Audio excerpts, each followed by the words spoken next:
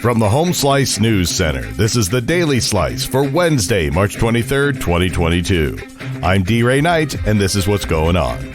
Here's the latest on the war in Ukraine. 1 month has passed since Russian tanks rolled into Ukraine, and there's been no major breakthroughs on the battlefield or the negotiating table. The capital of Kyiv shook early today with intensified shelling that sparked fires in high-rise buildings, injuring 4 people. Russian bombs destroyed a critical bridge that had connected Ukraine's encircled city of Chernihiv to the capital and allowed aid to get inside. In Kyiv's suburbs, artillery thundered as Ukrainian forces fought tooth and nail to hold back the Russian invasion. President Joe Biden was heading on Wednesday to Europe for an emergency NATO summit about the war. In news closer to home, a social media post from an owner of a Rapid City hotel attempting to ban Native Americans from the property following a weekend shooting drew quick condemnation from the leader of the Cheyenne River Sioux tribe and Rapid City's mayor. Connie Yeary, one of the owners of the Grand Gateway Hotel, said in a Facebook post on Sunday that she cannot allow a Native American to enter her business following a shooting at the hotel early Saturday. Police say both the victim, who survived, and the suspect are Native American. Cheyenne River Sioux Tribe Chairman Harold Frazier and Mayor Steve Allender both condemned her post, with Allender calling it unlawful and heartless.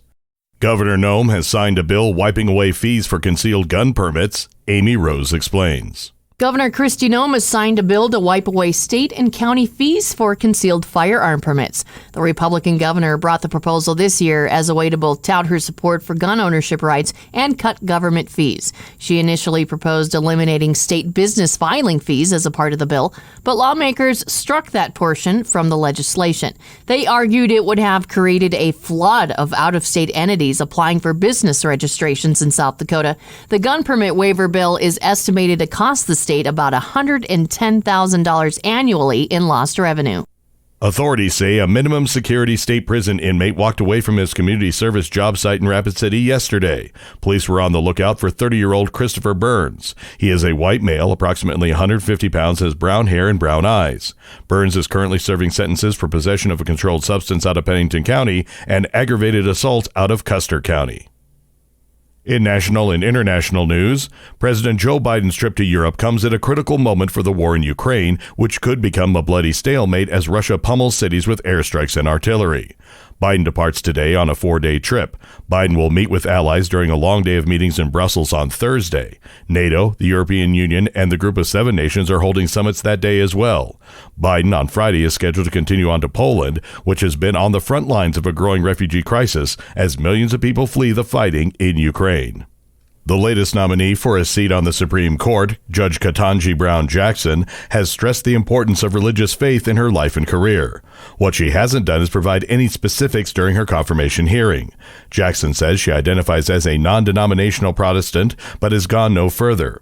A South Carolina Republican, Senator Lindsey Graham, pressed her for details, asking how often she attends church and how she would assess her faithfulness.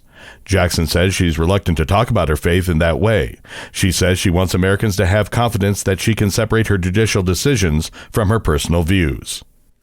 A tornado tore through parts of New Orleans and its suburbs Tuesday night, killing at least 1 person in a region pummeled by Hurricane Katrina 17 years ago.